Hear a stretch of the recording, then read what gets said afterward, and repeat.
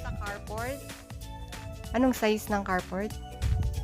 Ito yung carport. Ang width niya is 6 meters, so kaya niyang ng dalawang sasakyan ang mag-park. Okay. Then kung sobra sa dalawa yung sasakyan mo, pwede naman tong driveway since na malapad pa rin yung driveway niya. Okay. Papasok na tayo inside the house. Dito yung porch area.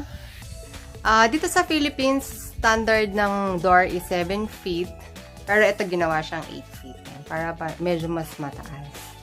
Yan. Open the door, please. Ayan. Inside the house. Mapapansin niyo po, high ceiling dito sa foyer. Then nag-provide ng glass doon sa taas for natural lighting. Okay, ito yung den. Room na pwede gawing Mini office or guest room. okay, so 17 square meter siya. Ito naman yung view niya. Ito yung view ng room na to. Diba? Ang ganda ng view niya. Okay. And then, katabi ng room is merong toilet and bath. Ayan. Yan yung toilet and bath niya. Kompleto na rin siya. Meron rin siyang shower. Okay. Then, dito naman tayo. Isa sa special feature nitong bahay is elevator. Ayan. Ayan yung elevator niya. From dito sa upper ground, papunta doon sa basement level. Okay. ng bahay. Okay. Tapos, dito naman is yung living room niya. 36 square meter. Okay. So, maluwag-luwag na living area. Then, kung mapapansin nyo, may design yung ceiling niya. Then, may cove lighting. When you say cove lighting, Nakatago yung ilaw niya. oh, okay. Oh, so yun yung mga uso ngayon, di ba? Special effects. Tapos katabi ng living, meron siyang stairs. Tapos pwede kayo maglagay din dyan ng chandelier.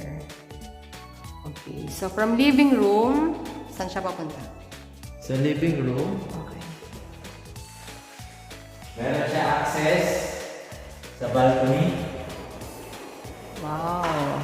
So, kung marami kang bisita, pwede dito mo sila i-entertain. Okay.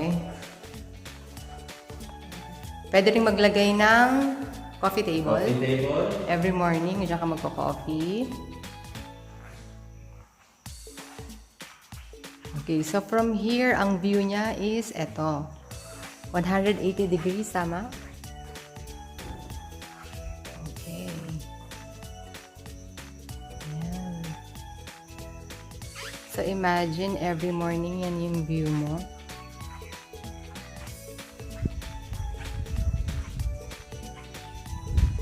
Ayan yung view.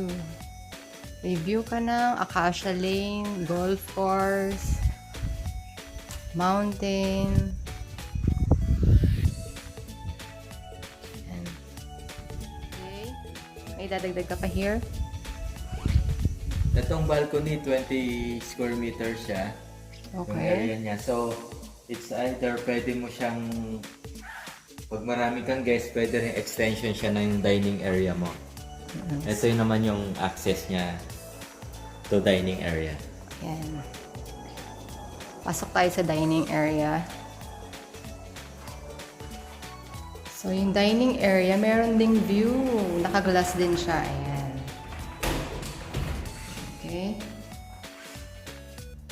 Itong dining area is 26 square meter. Okay, 26 square meter. Then kitchen, 17 square meters. Okay, we have 17 square meters sa kitchen. Okay. Tapos pag pumasok ka ng kitchen, meron tayo, what's inside? Utility room. Okay, merong utility room. Laundry area. Ayan siya. Laundry area. And then, Yan yung maid's room. maid's room. Then, Toilet and bath. ito yung toilet and bath for maid's room.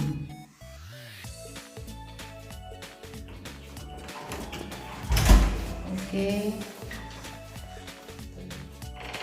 Ito yung palabas na sa carport. Okay. Okay, close the door. From upper ground, baba tayo. Para makita natin yung sa lower ground. So, habang bumababa ka, meron kang view ganyan. Ah, ganun ba yun? Yes. Ayan. Tapos, andun din yung elevator sa lower ground. Once you turn left, merong theater room. Okay. Yung theater room niya, which is 26 square meter ang area. 26 square meters. Yan, theater room. And meron din siyang sariling Toilet. toilet. Okay.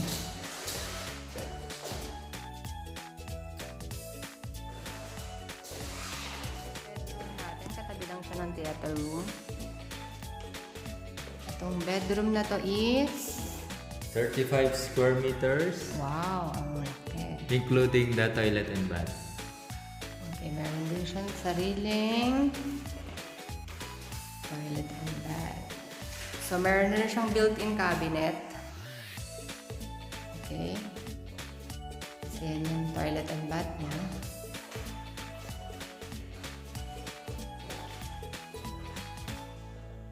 Ayan.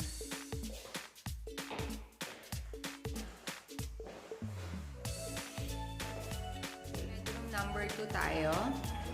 Which is 29 square meters, including toilet and bath. okay, 29 square meters including toilet and bath. And then meron din siyang sariling Meron din siyang access sa balcony. okay, from balcony, syempre meron din siyang view. View ng golf course, mountain. Ayan. And then meron din siyang sariling toilet and bath.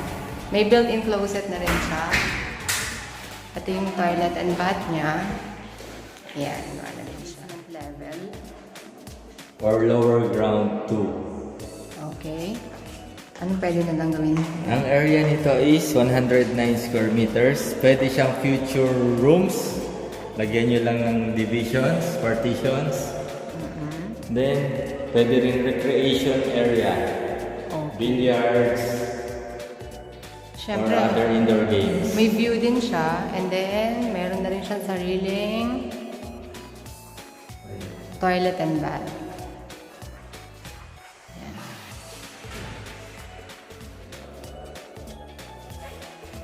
Okay. John?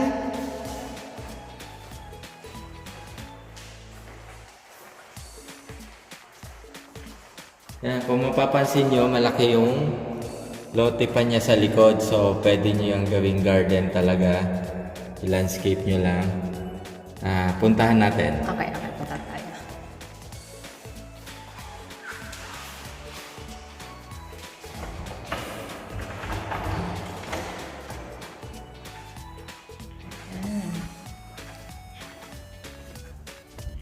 Puntahan natin ang likod niya. Ayan siya. Ito yung access papuntang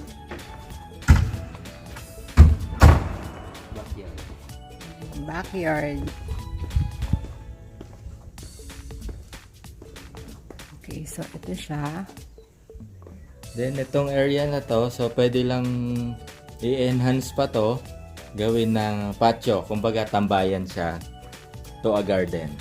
Ayan, pwede yung gawing garden. Mga ilang square meters pa to. Nasa 200 plus pa tong nasa likod na Okay, to. pwede na lang gawing garden. 200 square meter. Wow. 200 plus. Okay. Akyat tayo papuntang Carport.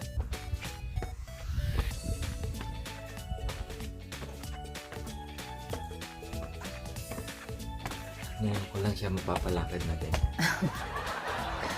Wow, ah. Ayan. Kat tayo.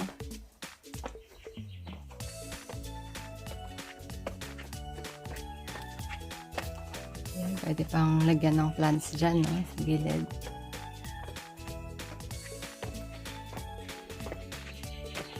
Konti pa.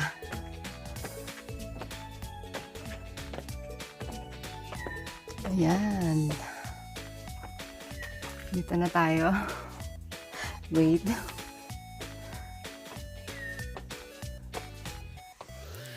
Okay. So, yun na yung tour natin inside the house. Kasama na rin yung landscape. Ayan. Sa kabilang side naman is ito siya. Ayan. Okay. Thank you for watching! For other details and inquiries, please contact us at these numbers. Okay. Bye!